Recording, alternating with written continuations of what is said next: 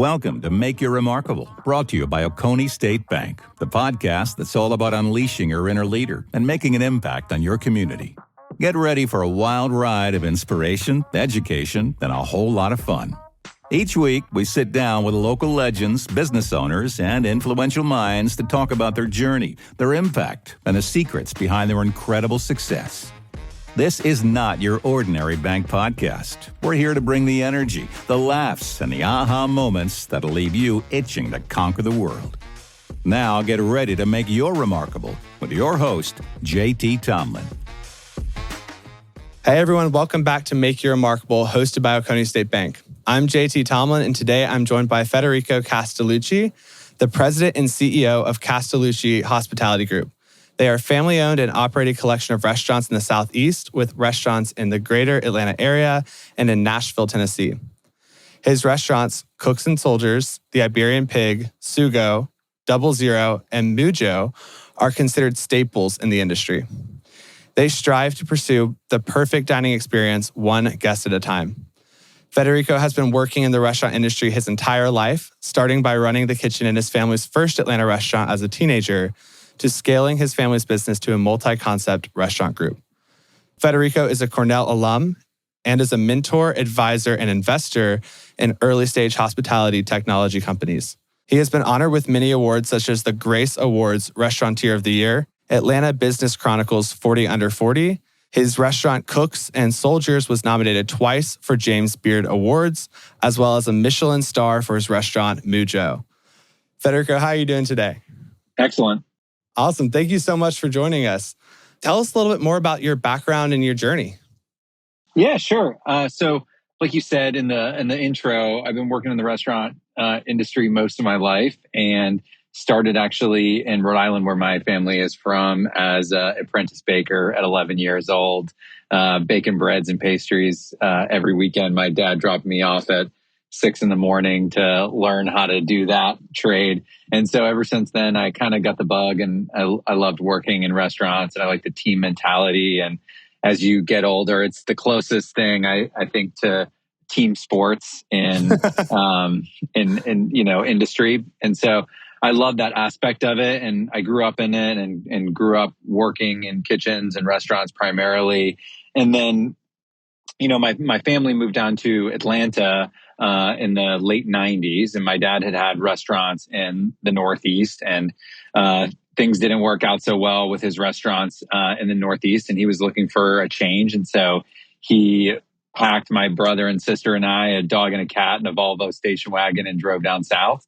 And that was 1997. And so I was 12 or 13 years old at the time, and we had our first family restaurant was actually called The Roasted Garlic in Alpharetta. And my dad and I were the only two line cooks in that business. So at 14 years old, my dad and I were cooking all the food every night of the week, even during the school year. So I was a busy kid growing up, and I always, missed all the events on the weekends and all the fun stuff that kids do. And so when I went to college, I really thought I was going to get out of the restaurant business and do something different. So I went to Cornell. I did the hospitality program there because I thought that I wanted to do something tangential to the industry. And a lot of my friends at the time were going on to do banking and consulting and real estate and hotels and things like that. And so I thought I wanted to go down that path. But very quickly, I realized that I had a deep passion for food and beverage and creating those food and beverage experiences for people, and that the people that were interested in that were really my people, and the people that were interested in investment banking and consulting, those weren't my people. And so I realized pretty quickly that this is what I wanted to do. And I also was exposed to a lot of different ways of going about this career path, and that there were ways to do it successfully where you didn't have to struggle and be broke. So I was interested in that primarily because that was a lot of our experience growing up. So we graduated in 2007, and at the time, our family business had transitioned. We had sold off the first restaurant and started a new one, and the new one was in a really tough location. and it was a struggle to get it off the ground, and it was very, very slow, miserably so. And we were bleeding, and it was a constant challenge. And then in 2000, I guess it was 5 or 6, we got named Best New Restaurants in Atlanta by Atlanta Magazine. And it was like instantly overnight, the business became successful, which was fantastic. And it was great to see that initial success. And then we made the mistake of expanding that business too quickly with other people involved, specifically kind of franchisees. And so I worked on building the franchisee system while I was in college. And by the time I graduated, all of our franchisees were closing or had closed.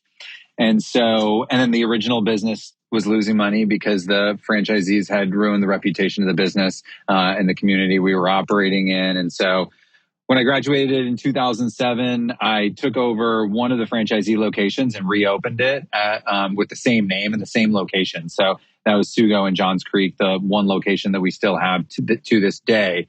And it was brutally slow. I was the only manager, kitchen and dining room. So I was open to close every single day. There's nothing more demoralizing as a business owner than opening your business, working 12 to 16 hour day, closing your business, waking up the next morning and having less money in your account than you did the day before, and also bouncing checks. So there's nothing that, at Cornell can prepare you for that experience.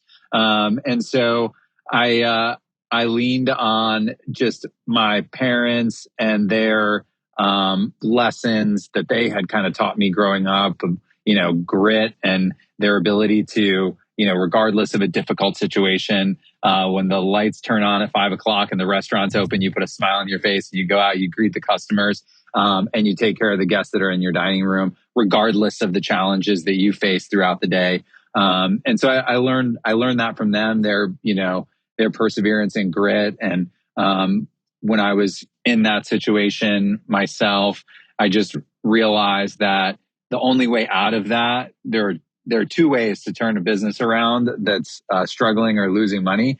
You got to increase sales and you have to reduce costs. So it's a simple equation, but it's extremely challenging to do when things are not going well. And so the fastest and easiest thing we could do to turn the business around was to reduce cost immediately, and then also bring in some financing to try to buoy the business so that we weren't bouncing checks, and because that was an extreme cost when we were just getting started. The first year that I took over the company, we had 30 grand in overdraft fees, and so you guys are a bank, so you understand that. That's the fees the bank charges you to bounce your checks. So that was a manager's salary in those days. And so I realized that in order to get out of the mess we were in, that was the first thing I needed to change. And so, and from a cost perspective, there's also the cost of living. So as the entrepreneur, you are intertwined into that business. That business is supporting your lifestyle. So every dollar that we could save on the personal side was really $10 in the business, assuming a 10% profit margin. And so by reducing costs in the business, reducing costs on the personal side, not eating meals outside the restaurant, no Starbucks, you're drinking the coffee that we buy wholesale in the restaurant. And so, I did that. And then the sales piece was about focusing on the guest experience. And that's where our mission statement came in. Ultimately, as we started to see success, it was passionately pursuing the perfect dining experience, one guest at a time.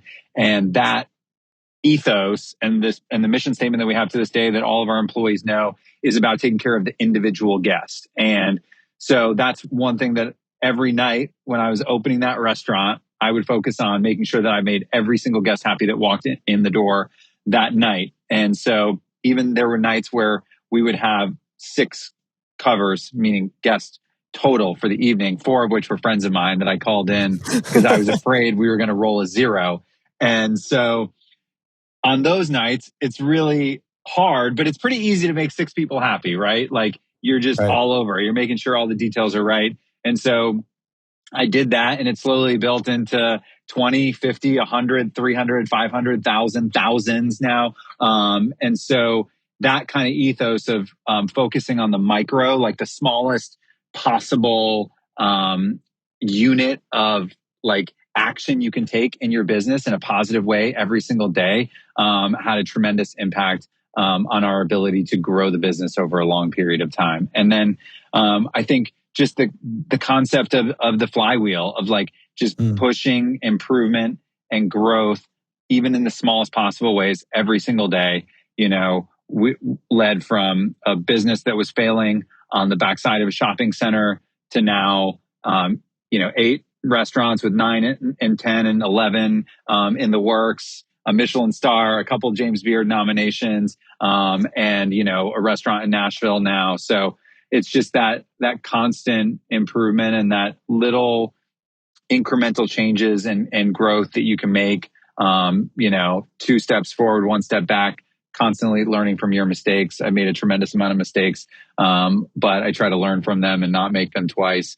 And so that's really the Cliff Notes version of the story, how it got started. And then, we can talk a little bit more about each individual concept and the origination of those. But on an aggregate basis, that's kind of the bedrock of the company. And then in 2009, my sister also went to Cornell. She graduated. That allowed me to break away from the one restaurant that I was running to now creating my first original concept, which was Iberian Pig in the Decatur Square in 2009.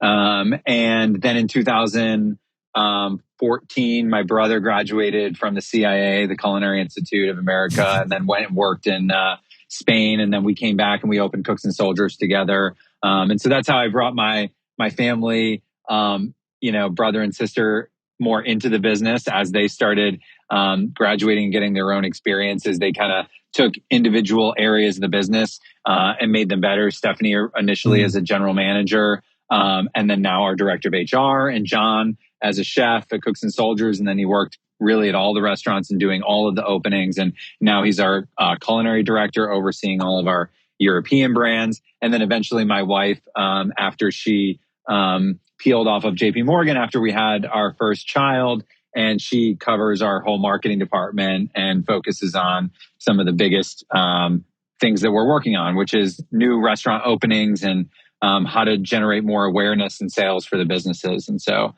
that's really how we brought it all together. And then my mom and dad are still involved in the original Sugo, the one in, not the original, but the one that I took over after school in Johns Creek.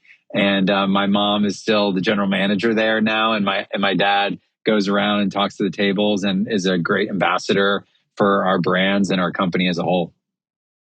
That is awesome. I, first of all, did not realize that Culinary Institute of America was CIA. That's hysterical. So he can say he went to the CIA or he worked for the... Yeah, that's right. Actually so great. But I mean, that's so cool. And like, that's something I want to talk about more, not the CIA, the family side of your business. Because, you learned a lot of these skills from your parents. And then now you went on to create this awesome company that has your siblings and your parents involved. So tell me a little bit more about like the family dynamics and like how running a business with your family works and the positives of that and maybe even the negatives. But what makes it a good fit? Yeah, I mean, I think when you go through challenging experiences with other people, it creates a stronger bond. And so, growing up in the restaurant business, going through those challenging experiences with my parents and my siblings, seeing my dad lose it all multiple times, dust himself off, get back in the game, like that absolutely brought us closer together over the years. And so as we start to see this great success in the business, we can celebrate those wins together. Which is amazing. And also get to, my wife and our kids. Now we have 4 kids. And so for the business to afford us the ability to have this great family relationship and these great businesses is just the most incredible thing. And so we, while people may say it can be challenging to work with family, that's not our experience. I mean, we do challenge each other, but we have our own specific roles. And so, whether it's John in culinary, Stephanie in the HR, and Lauren in marketing, we all have our own silos and we support each other in those silos, even in the home front. Like my wife and I say, like, I'm the work CEO and she supports me as like my top lieutenant. And likewise, she's the home CEO and I support her as the top lieutenant. And we really tag team like both of our major roles together, which is our work role and our family role. And so, it's very unique to be able to do that, but it is tremendously rewarding. Do your kids work in the restaurants yet, like you did? They don't have any interest in it yet. And even my daughter, Olivia, I asked her when she thought, she would want to get her first job, because I do think it's very important to have jobs as early as possible. And she said that she wanted to get a job at 13. And that she said she didn't want to work in the restaurants. And she didn't want me to force her to work in the restaurants, but she wanted to be a hairstylist. So that's the current idea, which I'm happy to support. So as long as there's some job involved, I'm happy about it. That's fantastic. Do y'all ever forget that your colleagues and go back to being siblings? Do you pester each other like at the work, or maybe not at the workplace, but just off and on? I mean, not really. I mean, we just generally are grateful for the position that we're in and where we're at. So that's amazing.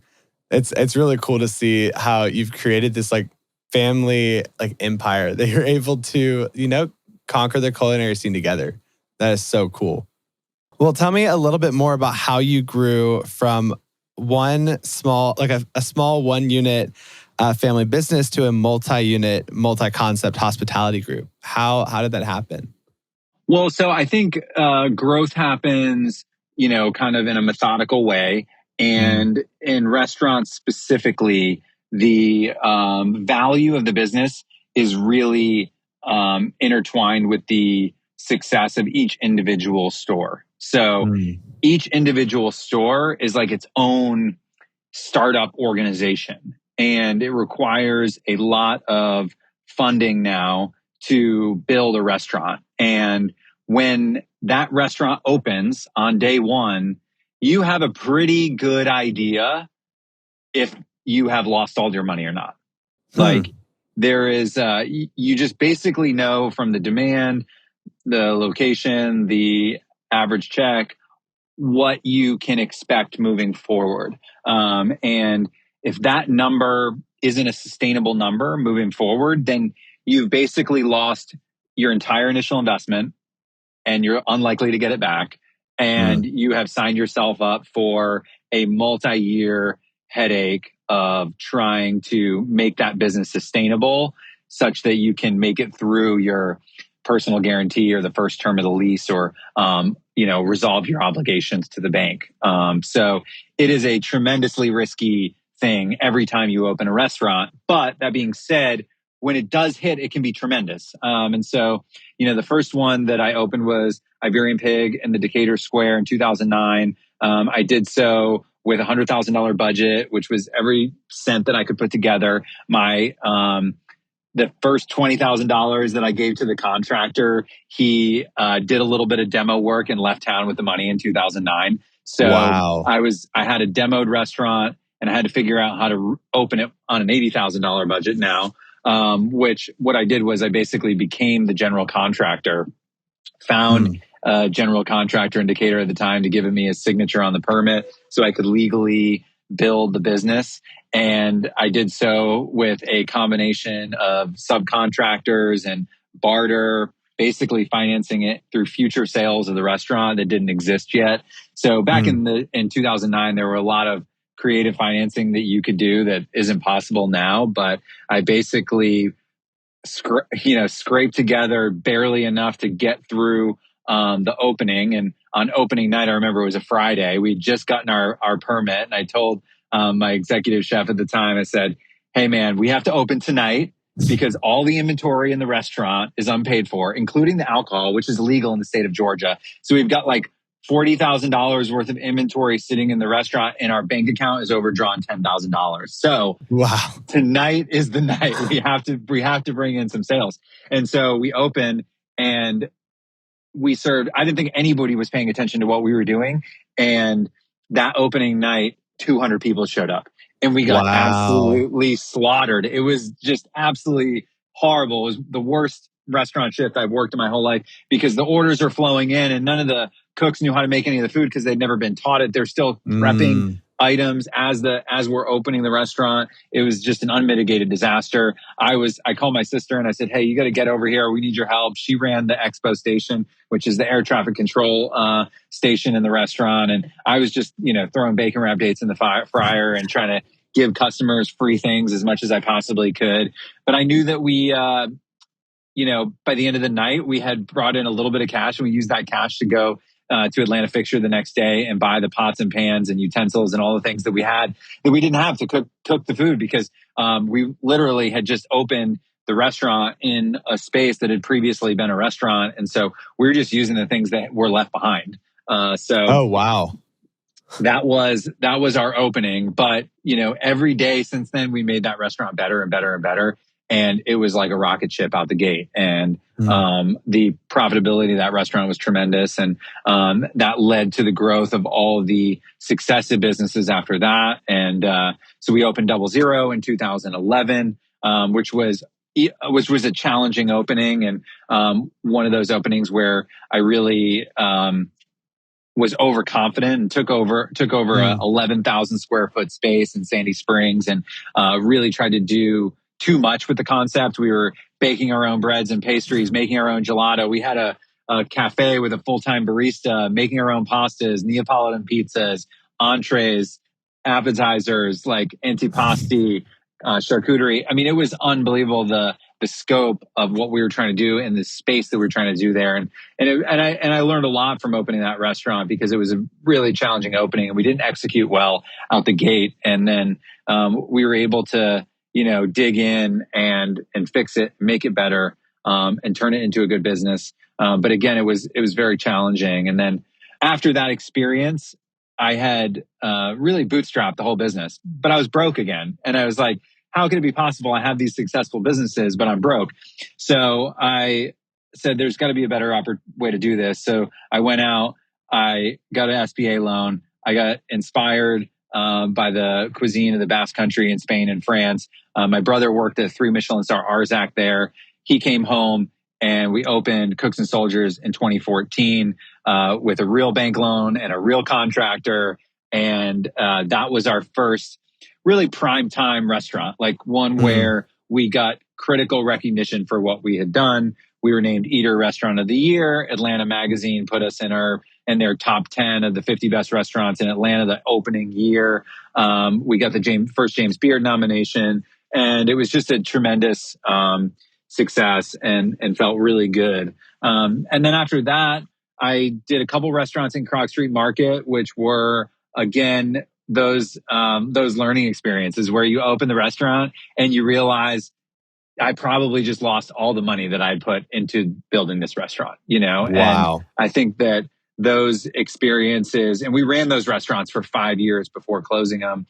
We sold Recess because Recess actually was a successful business and is still successful to this day. But we realized a lot about ourselves, and I realized a lot about the concepts we were good at. And the thing that we're good at and that I'm good at is creating these great dining experience for guests that are at a upscale level and at a special occasion price point. And so trying to do something in the casual price point or fast casual or quick service, in order to excel, you have to excel on the thing that the customer wants from you the most.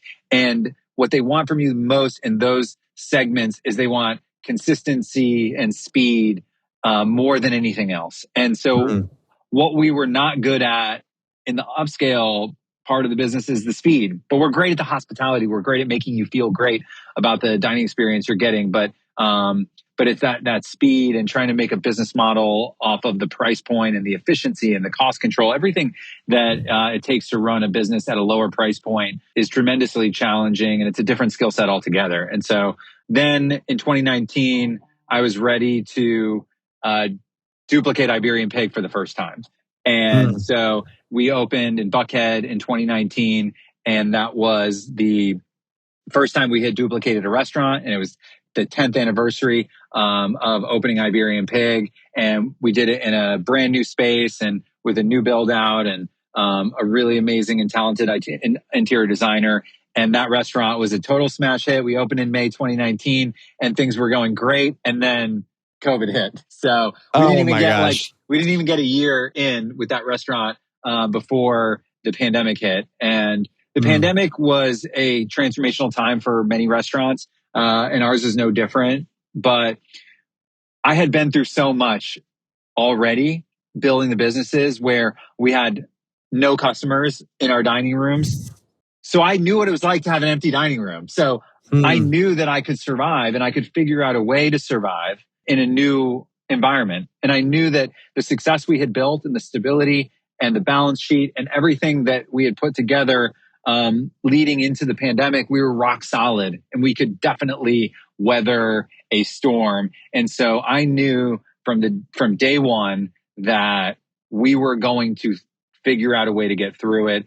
And that did not involve closing our restaurants and laying off our employees and doing all the things that, most people in my position did. And the reason is because, we had built a solid, strong family business and we had no investors. We had nobody to tell us that you have to close, you have to cut your losses. We have to figure out what's going to happen after this. No, it's us and it's our employees. And we're going to be the ones that have to tell people that they don't have a job anymore. And so I wasn't about to do that. And what happened next was tremendous. We were able to pivot all the businesses within a period of hours, not days, months, and years, into takeout only, and galvanize our team around a new way of doing business and constantly coming up with new and innovative ideas. And one of those ideas was to take a restaurant that was not doing well during the pandemic because there was no neighborhood around it of people that are, looking to pick up takeout, which is Cooks and Soldiers, and figure out ways to bring in more revenue sources to support the salaries of the team that worked there. And that one of those ideas was to do high-end sushi, to do omakase in a box. A friend of mine in New York is a sushi chef, and everything in New York was shut down.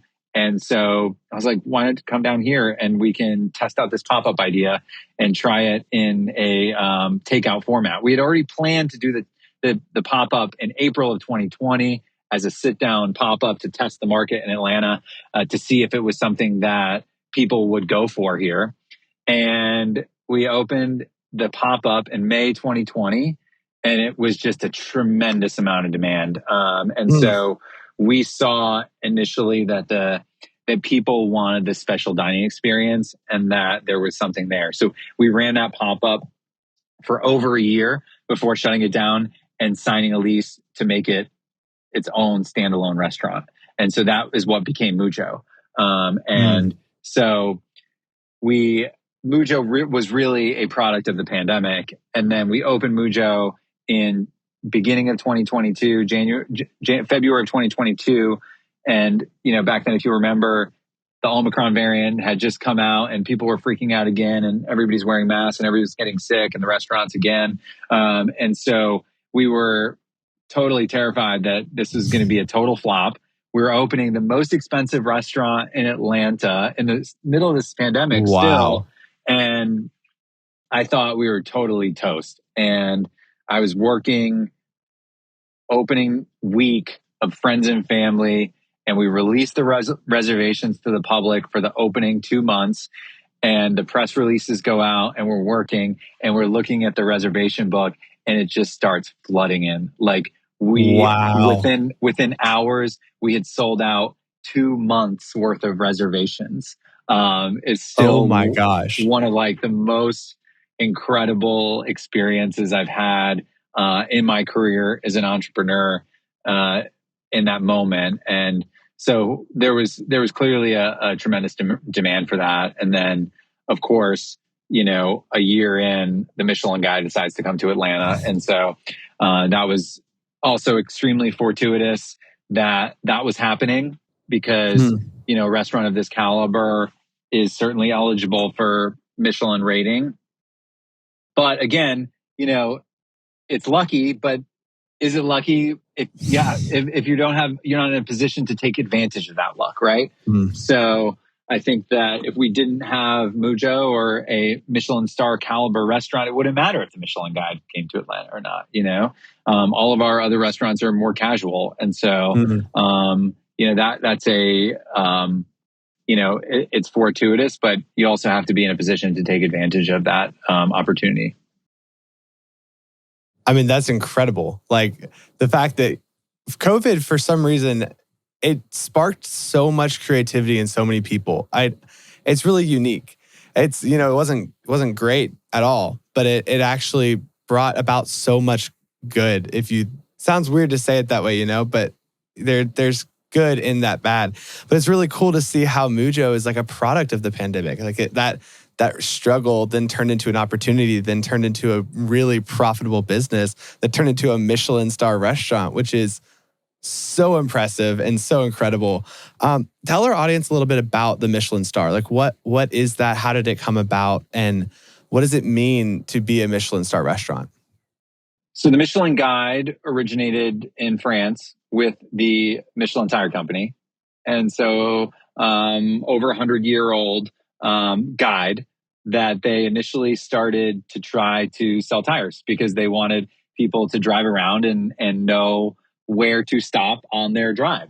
And so the Michelin rating of it's either a Michelin recognized restaurant, meaning that it's in the guide, which is a very good restaurant. And then there are 3 Michelin star ratings, so 1, 2, and 3 stars. And so just getting a Michelin star is extremely prestigious. There's only 5 restaurants in Atlanta that have a Michelin star. There are no 2 Michelin star restaurants in Atlanta. There are very few 2 Michelin and 3 Michelin star restaurants globally. Wow. And it's an exclusive club, and it's challenging to be a part of. But ultimately, the product and the experience has to speak for itself. And the Michelin Guide will have anonymous inspectors come into your restaurant. And so in Atlanta, there were 5 inspectors going to all of the restaurants. And then you basically needed a unanimous decision for a Michelin star from all 5 inspectors. They'd come on multiple visits. And so it is something that it's very challenging to achieve. But ultimately, when you're in a Michelin star restaurant, you know it, you feel it, it's one of those things. What is the defining characteristic that you feel like makes you a Michelin star restaurant?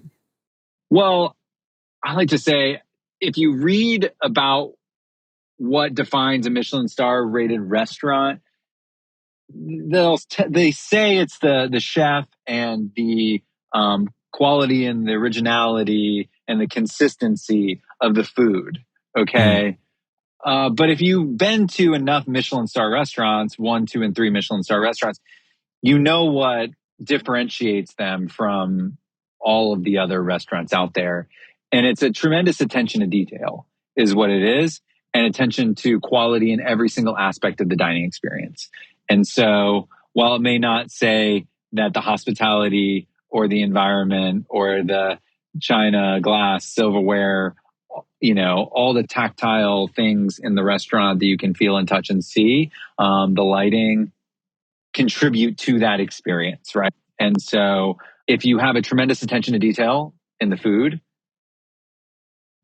you also typically have a tremendous attention to detail in the hospitality and the environment and all the other things that are part of the experience. And so while Michelin will never come out and say that it's all of those other things, it's all of those other things. There's, 10,000 decisions that are made that go into opening a restaurant. And there are hundreds, if not thousands of decisions that get made on a daily basis that produce the product that you experience in that restaurant. And the attention to detail that is taken in those decisions is what makes a Michelin star restaurant. And so I can't tell you that like it's this one thing, because it's not this one thing. It's hundreds, if not thousands of things. And so it's that attention to detail into every aspect of the dining experience. And it's really the vision of the chef and the restaurateur and the SOM and the hospitality professionals and the line cooks and everybody coming together to execute on that vision. And when it happens well, it's magical. But it's not easy. It's challenging. So it may be magical for the guests, but it's not always magical on the other side. Do you remember the moment that you found out that you got a Michelin star? Oh yeah, because we were in the there was a gala that they produce in Atlanta, and so we were invited. And I remember the moment that I knew it was happening because they were announcing the restaurants that were recognized. And so Mujō is an M restaurant, and so they announced another M restaurant, and then they didn't say Mujō, and then they announced an S restaurant. And at that point, I knew that we weren't there to not be recognized at all. And so if we weren't getting recognized as a Michelin rated restaurant, we were getting a Michelin star. And so that's when I looked over to my chef and I was like, we're getting a fucking Michelin star. That's incredible. Were you, did you know that they were in your building, or did you know, I don't even know how to ask the question. Like, did you know that you were being reviewed as like a Michelin star restaurant? We did not know until they reached out to us for the gala? For the gala. So they reached out to us to invite us to the gala. And we knew some of our friends and peers in the industry had already been invited. So we were really feeling extra nervous because we hadn't gotten our invite yet. So we were feeling pretty miffed that we were not going to get included. And we were all very nervous about it. And then we did get included and we got our invite. And then they reached out to us to do an interview with myself and Jordan, my chef partner. And at that point, I knew we were probably something good was happening if they wanted to interview us. But you can't get excited until it's actually happening. Right, and you can't hype yourself up. So yeah, we had a really fun night that night. That's awesome. Well, we've talked a little bit about this, but tell me a little bit more about how you and your businesses create remarkable experiences for the people coming in. And we talked a little bit about like how, the Michelin star, like you have the remarkable experience embedded. But tell us about like the steps you take to create those experiences. So yeah, I think the way we think about dining experiences at a restaurant is you have to create the culture that supports these dining experience. So, and then you have to create freedom within that framework for exceptional people to go above and beyond and create those experiences for your guests. So you have to give them the culture and the framework and the vision, and then allow them the creative freedom to express themselves within that framework. And so that's what we try to do at every business and every level of our business. And so a good example, the way that we do that is, so the mission statement and the purpose and the vision all tie in, but the mission statement is passionately pursuing the perfect dining experience one guest at a time.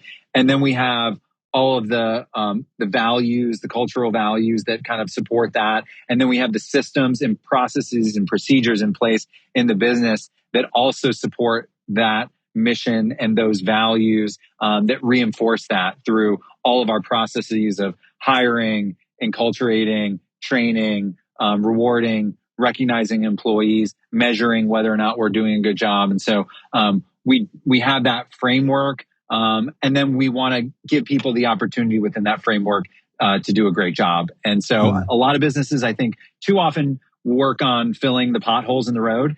And while that's an important part of doing business, is making sure that your customers have like a clean, safe road to drive along. But, when you're driving the car, you don't say, oh, it's so amazing there are no potholes on this road.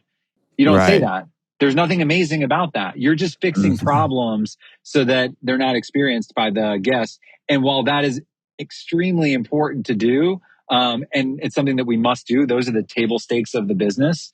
The things that you have to do in order to be even playing in the game. Like I say to our staff, like every single restaurant in Atlanta or Nashville tonight is going to open their doors at 5:00 and serve customers. And there's going to be food, and they're going to ring it up, and they're going to take payment, and they're going to close their doors at whatever time they close their doors. And so none of these activities innately that we're doing are creating anything long-term of value for our business. And so, yes, we have to fill the potholes. Yes, we have to make sure that the road is clean and safe. But really, it's that ability of our team to have that freedom and that creativity to say, how can I make this person's night amazing? Like, how can I create the best possible dining experience? What can I do for this individual to recognize them as an individual, to take care of them on a more personalized basis, to personalize that hospitality in some way? So those are the things that we're trying to constantly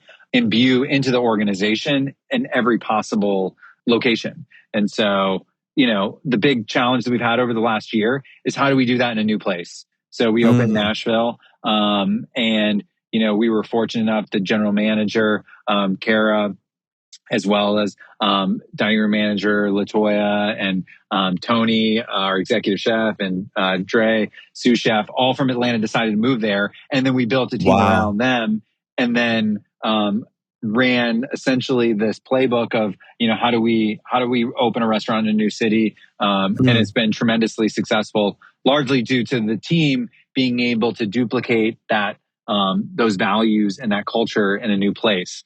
And so that's been really cool to see. But that's a big part of what we do. And that's awesome. And I love the fact that you brought your team with you to Nashville. That's so cool. And it shows you, y'all's commitment to your people, and it's incredible. Tell me a little bit about like the mentorship that you do and how that has kind of like impacted your career. Certainly. So I think that there's an important element of trying to help people out on their journey as well, help others on their journey that we all have to do. And so we do that internally in a number of different ways. I do a leadership training class. I just finished one that every new manager has gone through. It's a multi-day, all-day leadership training class where I discuss a lot of the things that we talked about today, but a lot of my philosophy on business and my journey. And also, we have a dialogue and debate about leadership concepts and what it takes to be a great leader. And I try to develop the human being and the person outside of the context of just the business. Like, what does it take to be a successful human being? And these are some of the things that I've learned, and we have a dialogue and debate about that over multiple days in a classroom setting. So those are some of the ways that we do it internally. I also have a tremendous amount of respect for other entrepreneurs and people that are trying to make it themselves. And so I'll always dedicate my time and energy to those people trying to do it. And so one of the ways that I do that is through capital and investing in other businesses. And so when I find other businesses that are exciting and entrepreneurs that are doing really cool stuff, I want to help them on their journey and do everything I can to make them successful. And so advising, investing, mentoring, doing all those things with early stage companies is something that I'm very passionate about and something that I enjoy doing and will continue to do. And it's always fun to also just be around my people. And I've been fortunate enough to have been mentored as well by some great people in the industry over my lifetime. So there's always the, desire and opportunity to give back. What is your biggest piece of advice for someone getting started, and how do you overcome those early hurdles? So my biggest piece of advice is to focus on the next most important move that you're going to make.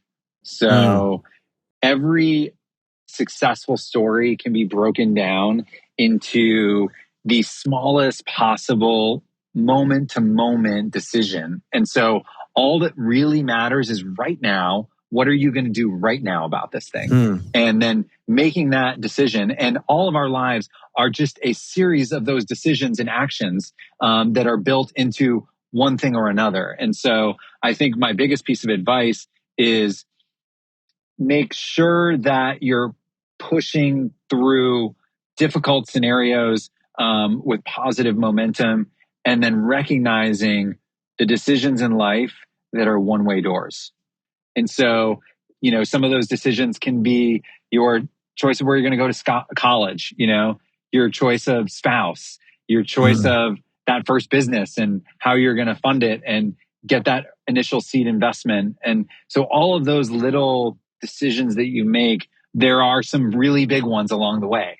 And so recognizing when those really big ones are upon you and taking the time and effort to really think through what that decision looks like and what are the potential outcomes of that decision. But again, you cannot be paralyzed by the big decisions in life.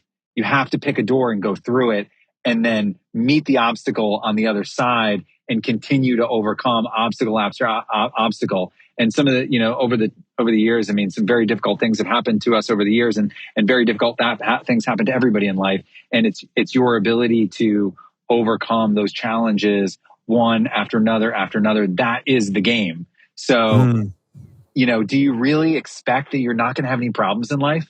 Like, really, do you really expect that? And a lot of people go through life expecting there to be no problems, but that is exactly the opposite of what happens. And so people are extremely dispirited when they encounter all these big problems, but it's inevitable that they're coming. And so your ability to overcome obstacle after obstacle is what ultimately leads to success. There's no other path. It's how fast you can get back up and keep going. Yeah, absolutely. That's incredible. I really do believe it. So as we're wrapping up, one of our favorite questions to ask everyone is, we have two questions. One, what does the word remarkable mean to you? And I think especially here, like as a Michelin Star restaurateur, like remarkable is exactly what you do. So what does that word mean for you? I mean, I think it's just creating something of note. Like I said, it's not filling potholes. It's creating experiences for people that are memorable. And that's kind of what we're in business to do. And the other question is, like, our podcast is called Make You Remarkable. And so our question for everyone is, what does the word make you remarkable mean for you? I mean, I think the play on it is like make your mark, is that, is what you're going for there. And so, we're all trying to do our little thing in the universe here and, bring something positive to someone else's life. And that's really what it means to me, is like we're trying to bring a little bit of positivity to people on a daily basis through something that's pretty ephemeral, which is food and beverage and hospitality. It's here today, it's gone tomorrow, and then we do it over again. And so, but there's beauty in that. So that's what it means. Incredible. Before we go, we do a quick lightning round. Really quick questions, really quick answers. They're just fun. First couple are a little bit more hard, the last ones are more fun. Share a personal or professional best. Personal or professional best? I mean, personally, it's my wife and 4 kids. It's the births of each one of those children is the highlight of my life, and the day I got married to my wife is the reason that all happened. So that's number one. Not even close second. What is the most impactful piece of advice you've ever been given? I've had a tremendous amount of advice given to me by my dad growing up, and it's not necessarily advice that he's given me, but it's what he's shown me in his perseverance, and my mom as well. And just seeing them go through challenge after challenge and figuring out how to get to the other side of it. That is the advice that I will take with me to my grave, and hopefully my kids will learn too. Other than striving to pursue the perfect dining experience one guest at a time, what is your mantra? I don't have a mantra. I think that I am just trying to every day do things a little bit better than we did the day before, and do the hard work. A mantra to me is talk, and I want to be about action. I like that. Actually, that's really cool. What is your favorite family recipe? Oh, man. At the end of the day, like, it's the sugo, right? Sauce. So my dad's tomato basil sauce is like the backbone of that restaurant and our first restaurant. And, we're Italian, so it's our heritage too. So it's gotta be the sugo. What is your favorite dish that you've ever prepared? Oh, man. As far as a dish that I prepared, I think one of the earliest dishes that I learned how to make, which was is like a pan sauce, like chicken franchise, as a line cook in an Italian restaurant, and like getting the pan sauce just right, and like the chicken cooked just perfectly. It's like a very simple dish, but it required some technique as a very young line cook. And so that, I think, was probably my favorite, is like nailing that dish preparation. What are two things that shouldn't taste good together but do? Two things that shouldn't taste. I mean, you see it everywhere now, but like fried chicken and caviar is one that Really? Yeah, is like you see it everywhere. And now it's ubiquitous, and it totally makes sense why it's delicious. But champagne, fried chicken, and caviar is an incredible combination. So, but yeah, it's not something that you would typically think to put together. No, that's awesome. And what is the best resource for someone looking to get into cooking? Well, I think, you have to think about, is it cooking professionally? Is it cooking at home? Are you trying to be a restaurateur? Are you trying to be a chef? Are you trying to be a good home cook? So there are a lot of ways that you can take that. But if you're trying to get involved in our industry and you are a passionate home cook, usually I like to tell people that if your passion is cooking at home, then opening a restaurant is the easiest way you're going to kill your passion. And there's a quote, and I attribute it to Ben Chestnut, the founder of MailChimp, but I'm sure he found it from someone else. But he gave a talk, and he said, I was in the audience, and he said, "Don't do what you love what you do." So when you do what you love, that's your passion. You're going to kill your passion by doing what you love. But love what you do. Like, learn to love what you do by choosing something that challenges you, that you can get better at, that you can hone your craft over many, many, many years to become one of the best at that thing. I'm very passionate about music, and I'm an amateur musician. If I decided to do that for my career, I would hate it. But finding something like the hospitality industry, it challenges me. Restaurants challenge me in every possible way, in every faculty, left brain, right brain. It's creative, it's analytical, it's business, it's people.